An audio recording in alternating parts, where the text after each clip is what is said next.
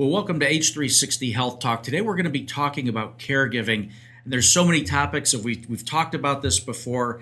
The caregiving ranges for so many topics, but we're going to get into it, the discussion today with Debra Hallisey, who is the founder of Advocate for Mom and Dad. Debra is a certified caregiver and consultant with over 25 years of experience as a consultant, building and enhancing corporate training programs. So she's out there in the thick of it, doing some great work. But not only does she have this company that does great work, she's also a very experienced caregiver. She was a caregiver for her mother, who was disabled and had to care for her after her father passed away. Debra, welcome to the table for the first time. Thank you so much for having me. You know, caregivers, first of all, I got to say, they're the unsung heroes in the whole healthcare equation. At Health Talk, we've had pharma executives on, and we've had physicians, and we've had patients. And we're fortunate enough to have caregivers come in, and the stories that I hear and the things they have to go through, it's just incredible. So there's so many things that we can talk about today, but you know, one of the things I find is people that start companies, especially in the area of healthcare or caregiving, more times than not, they do have a personal story behind kind of doing what they're doing. And so why don't we start by, and I know you have a personal story, but why don't we share that with our Healthy 360 audience? Sure, I would love to. My mom is legally blind and has mobility issues. And so my dad has been her caregiver for a number of years. And it's as much about needing, he did all the banking, he did the cleaning and things like that, and also helped her with some, what we call the activities of daily living, making sure the shower was turned on so she could get into it. Right. And so in 2014, he was diagnosed with congestive heart failure. And that was for the first time really when I started to think, okay, we always expected him to outlive her because he was healthier. Right. And it was really the first time I thought, okay, this is going to turn around. Yeah. And honestly, I had made a decision years ago. I'm the daughter. I'm closest in proximity, and I had moved back to New Jersey, kind of expecting to needing to help my parents. Yeah. So I'm about 50 minutes away, which is doable. But when Dad was diagnosed with congestive heart failure, I knew that I was going to be responsible for Mom. 2014 was a very difficult year. I went to the doctors with him. He was hospitalized, and then we lost him in 2015. What wound up happening through that was I lost my job. We lost him in February. I lost my job in October. I was a consultant my entire career, worked for big consulting firms, and the firm I was with generously gave me time to get my mom settled, but it meant I wasn't billable. Yeah. Which as a consultant you have to be. So Sure. At the end of the year when they weren't making their numbers, I hadn't made mine, I was gone. Right. It turned out to be a blessing. Yeah. From some of the hardest things, some of the best things can happen. And through that experience, I founded this company called Advocate for Mom and Dad. And interestingly enough, it's my mom who really said to me at one point, "You have learned so much, you should share that." Right. Yeah. And I was like, "Oh, okay." So, and it's just wild. I didn't start out to do this. I started out really looking for a job in my field, which was training. And then I went to one networking event and met 3 people that changed the course of my life. And I walked outside of that event and said, okay, I'm going to make a go of this. I'm going to make this happen. Yeah. Okay, so your father, before he's diagnosed with congestive heart failure, how long was he caregiving for your mother? Good 20 years. Right. Yeah, good 20 years. So there's so many similarities to my family, I'm hearing, because my mother, who is an Alzheimer's patient, my father's the caregiver. They're in their early 80s. Mm-hmm. My mother's still at home for the time being. We're beginning now to look at assisted living facilities, but I can see my dad's health declining. And he was a guy who would golf, and he would never take a cart. He'd walk 18 holes 2-3 times a week. So he was pretty fit, pretty healthy. But the toll was taking, it is taking on him as being the full-time caregiver for my mother. You can physically see it. Yeah. And you can see it by just his shortness and his tolerance. Yes. He is gaining some weight. Yeah. He's not eating properly. He was never the cook in the family. Now, he was the griller, but he wasn't officially, cooking the meals. It was my mom's job, and the kids would clean up and do the dishes. Yeah. Right, but now he's doing it all. Yeah.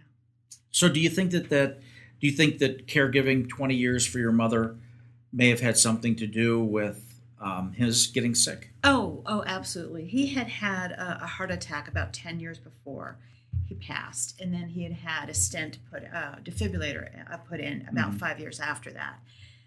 But he managed it quite well with exercise and eating. He really took care of himself. But the stress of that, the constantly being on the go, and interestingly enough, there's the physical stress, and then there's the mental stress. Mm-hmm. And the mental stress for my dad was one is he shielded my mom from a lot of things, including how ill he was. I knew how sick he was because I was going to the doctors with him. Right. And I would say to my mom, and I have an older brother who lives about 12 hours away, and I would, tell my brother and sister and my mom, we're on borrowed time that year of 2014. Uh-huh. But what does that mean? I can't say he's going to go in a year or 2 years. But all I can say is, Mommy, he's really sick and we're on borrowed time. But when you're married for 61 years, right, and your husband's your caretaker and he shielded you, my mother and my brother and my sister-in-law were surprised when he actually died. And so I think there was a lot of mental stress on my dad to keep up that front. Sure. And quite frankly, it was hard on me because my dad and I were a team, but it was also my burden to bear. Right. And I couldn't really say a lot. And Yeah. It wasn't until after he died I realized how hard that had been for me. Yeah. But I do think it was the emotional as much as the physical. And it's interesting, after he died, I talked to a lot of people, and this is where he shielded. I had people say to me, I'd see your dad in ShopRite, and he had to stop and rest on a bench. He never told us, because we would have done stuff. We would have gotten people in to help, but it's that generation. You do it. Yeah, that's right. You do it. Yeah. You just do what it takes. You just do what it takes. So when he passes and now you're kind of cast into this new role as being the caregiver for your mom, what was if he'd been caregiving for 20 years, what was her health when you kind of came on the scene as the caregiver? She actually, I swear to God, she's going to outlive me. Not good, she's going to outlive me. She's a diabetic, but she manages it quite well. Yeah. And legally blind and mobility issues. But in her house, she uses a cart. If we leave, we use a wheelchair. But she's really quite healthy for someone who's going to be 87 and has these physical problems. And this is part of my advice when I talk to people about caregiving. Every relationship is a contract, right? So my mother had a marital contract with my father, how they did things. Yeah. The 2 weeks in November that my dad was in the hospital, there were things my father did that I said to Mommy, I just can't. Here's, you and Daddy have this routine when you go to bed. I can't keep it up. Yeah. I'm exhausted. What can we change? Yeah. And the one thing we changed is instead of having to get all her stuff to brush her teeth in the kitchen so she can sit down, it's in the kitchen. And she gets it. So when he was so sick, there were already things that I was saying to her, we need to change this process. We need to change this dynamic. I simply can't do it. And God bless my mother. She has stepped up in ways I never expected her. The changes she has made continue to awe me. And I tell her, I'm so proud of you. I know how hard this is of you. Yeah. But I asked her to do it. And I think as caregivers, we get into, I have to keep it up. That's the way they have to do it. And actually, no. This is a new contract. You get to renegotiate. That's an interesting point. So So when you're renegotiating that contract, where do you start? Do you, as the caregiver that's coming in, do you take an inventory of all the things that are going on and then take a step back and look at it all and say, is this going to fit into my role as the caregiver? It's partially that, and it's partially situational, right? Like, I think the tendency for me was to try and like do things a lot of the same ways. Here was the turning point for me. There was 2 turning points. After we lost my father, one of the first conversations I had with my mom is, Mom, there are no more secrets. Yeah. It's not going to happen. If there's something wrong with this house, I'm going to tell you about it. And as a team, we're going to make a decision. Because frankly, it's your money that's going to fix it, not mine. And you're a smart woman with all your faculties. So we're going to be a team. And I'm not going to shield you from anything any longer, which is what my dad did. So that was a huge dynamic change. Huge dynamic change for my mom. And actually, there was something my dad said to Mom the night before he died that I think already put her in the mindset. And that's private to them. But that stone was already laid, and I'm grateful for that. And then there were just things that happened situationally. Like, all of a sudden, I found myself going, man, you're just really cranky. What's going on here? Yeah. Okay, what's going on here is I can't do this. Yeah. I'll give you another situation. You know, I had 3 months at home to get my mama settled. And it was all on me to make the phone calls, do all these things. We interviewed people. And this is while you're still working? This is while I'm still working. Okay. Right? I'm working now out of my mother's home to get her situated for 3 months. So I'm working on internal projects, which is why I didn't meet my numbers. Yeah. Okay.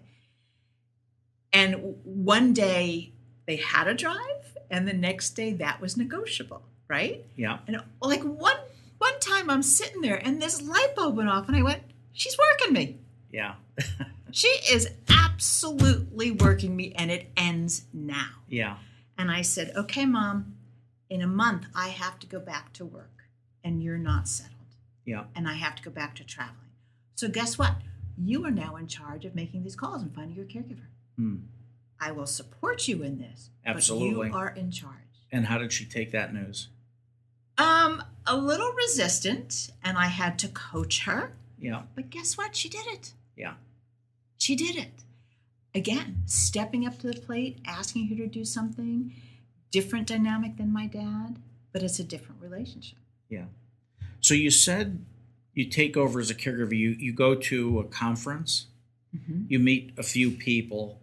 What was said at the conference that really made the light bulb go off? You said, this is what I have to be doing. So I'll give a shout out to the Princeton Chamber. It was a Princeton Chamber event, a networking event. And I, you wear the little name tag, and it said instructional designer. And people were like, had clueless of what that was. Yeah, what is that? Right. So an instructional designer is somebody who writes training material and maybe does them in a stand-up environment or writes them so they're e-learning or does a webinar. Okay, got it. Right. And so that's what I did. I wrote corporate end user training on financial packages, which is hilarious because I don't have a financial background. But people's eyes would glaze over. They just were like, oh my God. And so I ended the conversation saying to them, but I'm going to start a website called Advocate for Mom and Dad for adult children of aging parents. And I got every person's story. Every person's story. And I went, wow. That night I met a woman who's a blogger. A shout out to her, Striped Spatula, Amanda Biddle. She was so generous with taking me through what I need to do to blog on my website. I met a woman who's a financial planner. Shout out to Nancy Soman and Professional Paperwork Services. And she said, I'd love to write for your blog. This is what I do. And then I actually spilled the wine on the shoes of the woman who is the marketing person for the Small Business Development Center out of the College of New Jersey. And they helped me write a business plan. Met 3 people. I realized other people had stories to tell and they needed guidance. And I walked out of there and said, okay, this is what I'm going to do. And it's in my 3rd year, I'm self-funding, and I'm starting to turn the corner with making money. Good for you. Yeah. So what kind of services do you provide? Tell us a little bit about that. How do you work with your clients And where does somebody get started with you? Sure, absolutely. So, I am a certified caregiver consultant, and so what that is I am trained on the 6 stages of caregiving and what people need at those different caregiving stages, and I combine that with what I know from our caregiving experience and what I've done with my mom. I do a tremendous amount of networking. And so I have lots of resources that I can tap into to help people. People find me through word of mouth. People find me on my website. And people find me through things like this. And basically, and it's really interesting because people might know the term aging life care manager. They might know the term geriatric care manager. And what I do crosses over to what they do, but here's the difference. A geriatric care manager is going to create a care plan and then walk you through it. They will actually go to the assisted living with you, and they will help answer the questions and find resources. And they have a much deeper medical background than I do. Okay. I come in and I say, what are your 3 biggest worries, right? Let's create a plan for those 3 biggest worries. I will do the research and give you the resources, and I'm going to empower you to do the work and be the advocate. So the geriatric care manager does a lot more hand-holding and does a lot of the work where I'm giving you the resources to do the work. What I'm finding is people really want to do it. They're just like, where do I start? Yeah. And I'm like, oh, let me tell you. Yeah. What's your 3 biggest worries? Let me tell you where to start. Yeah. And so the business model I have is we'll do a half-hour call, and then I ask you for 3 hours. If you need more than that, we'll contract for more. But I've worked with people for just 3 hours and given them lots of resources, and I'm like, if you need help, come back to me. Yeah. Yeah. So it's this interesting niche that's a level below what a geriatric care manager needs, but we offer many of the same kind of services. I'm just not going to hold your hand as much. So when you sit down and you ask somebody, you think back across all of your clients over the last couple of years, do you see the 3 worries are pretty similar across the board, or are they, does that look? It's as different as the families. Is that right? It's because part of it depends on where are you catching them. Are you catching them at the crisis where, mom or dad is leaving the hospital and going to rehab, and you're like, oh my God, what next? Right. And so I'm like, first of all, have they been admitted or are they under observation status? And let me tell you why I want to know that. And second of all, do you have power of attorney for finances? Because anybody you talk to are going to want that. Yeah. So it's what's happening right there. Yeah. And then it's so what else are your worries? So one client was, when dad leaves rehab, does he go home or somewhere else? So let's talk about what that means, both scenarios, and what you have to have in place. Yeah. And it's as much educating as anything else. The last client I worked with was actually a woman in her late 50s with early onset Alzheimer's. And she came back to New Jersey after living in California, high-powered career, a lot going on in her life. And although she's lost her processes, she's used to being active. Mm-hmm. So what I did was find resources for the family to use to keep her active, right? So, for example, we found students who are OT students who would come in and be a dementia care companion. Found a St. Hubert, which is an animal rescue organization that would allow her to come in and work with the cats, and after a while she could work with the dogs. Found an organization that does circus classes. Right? They would, and as long as she has a dementia companion, right, she can take those classes. Sure. Found a personal trainer organization who would actually take her hiking. They didn't have to be. So, and if you don't know where to look, so we spent time, what are her interests? Right. Animals, active, hiking. Okay, let me look for your resources. Now, when you work with families, and let's say, let's use my family as an example. So, my mom and dad are in Green Bay. I have a sister and a brother-in-law and nephews in Green Bay, probably a 2 or 3 minute drive away. But the rest of the siblings are spread out, one in Portland, one in New Orleans, one in New Jersey. Mm-hmm. Do you work with the family that are remote? I mean, because I could see where if the family's not all on the same page, mom or dad can call, if dad's not getting the answer he wants to hear from Diane, who's in Green Bay, he's picking up the phone to see if he can get the answer he wants to hear out of me. So Absolutely. how do you coordinate all that Yeah. so you don't have Yeah. like a Yeah. problem at the end of the Right at the Yeah. end, yeah, and that actually happened with one family. And even though they were all local, they were all local, there came a point where I said, I want you guys to get together Yeah. and be on the same page when you walk in to talk to your dad, because otherwise he's going to play you off one another. He's doing it now, and that you need to nip. Well, that I in was the going to bud. say, just like you did, I think it's time I say you're working me over here. Absolutely, Yeah. absolutely, yeah. So part of the way we work this is we have, once we decide to work together, we have a weekly call, and that is a call that is convenient to everybody. Like one call was 6:30 in the morning. Somebody was on a train, somebody was driving, somebody hadn't left for work, right? In that weekly call, how are your loved ones? What happened this week? What did you accomplish? Because each of you get a to-do list. Each of you have something to do, whether Right. it's research or whatever. I want to report from everybody how you did on your to-do list.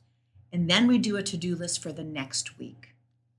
And then you get typed notes of what happened. Mm. And it's basically project management 101, which Sure. I did for years. Yeah. Right? But what families tell me is it keeps us on task. It keeps us on target. And in that call, you will get into family dynamics. Yeah, I would imagine. You will get into family dynamics, and and you have to gauge how much do you let them talk? When do you say, okay, Dad's going to continue to work with you if you don't? And there's usually one point person, and so you try and work with them. And part of it is just communication techniques. And Yeah. Part of it is, so my background is actually in home economics and family and child development. So I understand family dynamics, and understanding, as you work with them, you get to understand the family dynamics. And you can do a little bit of helping them understand. It's like, yeah, it's your big brother and they've always done this. I understand that's frustrating, but they have this task to do, and they may do it differently than you, but that's their strength and you need to let them do it.